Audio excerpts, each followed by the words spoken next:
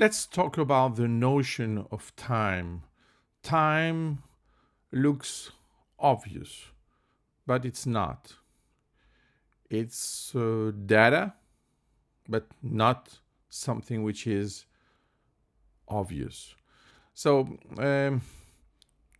let's consider a simplistic definition of time, something which is a sequence of existence, in fact, a continuum of events that occur in a way which is apparently irreversible.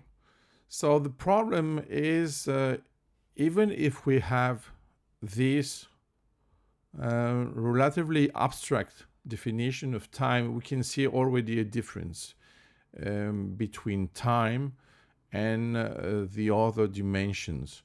So we can, of course, consider that time is like a fourth dimension, but we see that this aspect, this irreversible process, makes a big difference with the other dimensions. So we have to keep this in mind if we want to be consistent.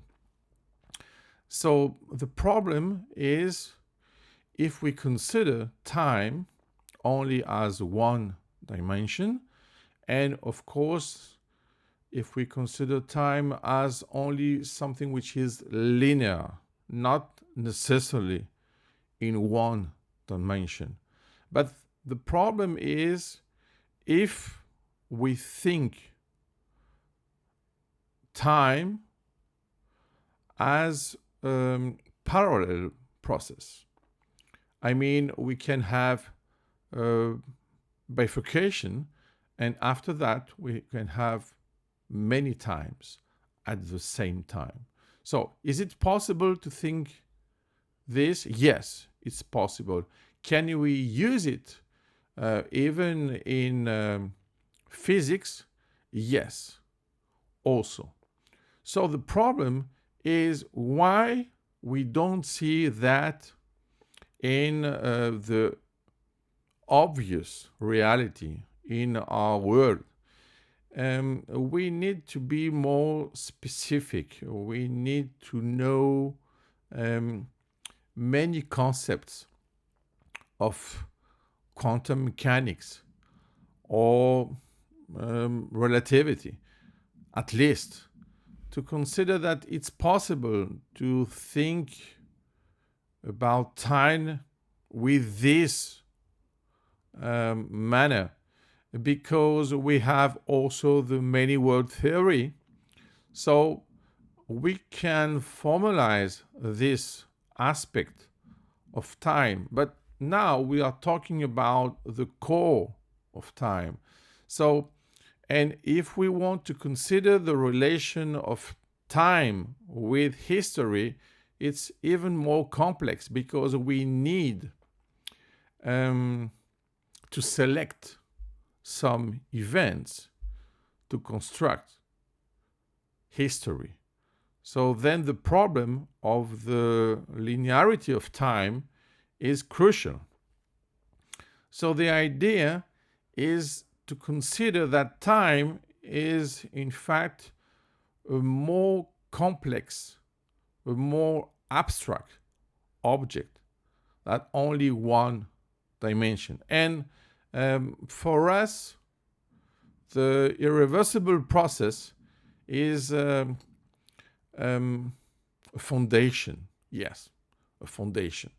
Something which is not only crucial, but it's the beginning of the concept. So if we want to study time and we want to know how time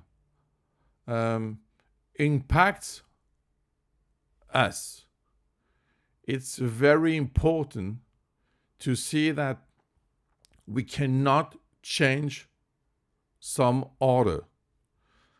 And I don't mean just the past and the future. I mean, because it's possible to do it. You can see it in the theory of Gödel. I mean the previous and the next. No matter if we are talking about the past or the future, the very specific way to think time is to consider that you can go only in one way, maybe at the same time, in many ways, but in fact in the same way. So you can imagine this, and if you can't do that, you will not be able to construct a theory of the human being without time.